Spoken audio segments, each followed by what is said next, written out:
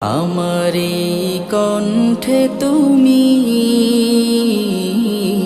তোমারি বাণী তুলেছ, বুকের দেরাজ তুমি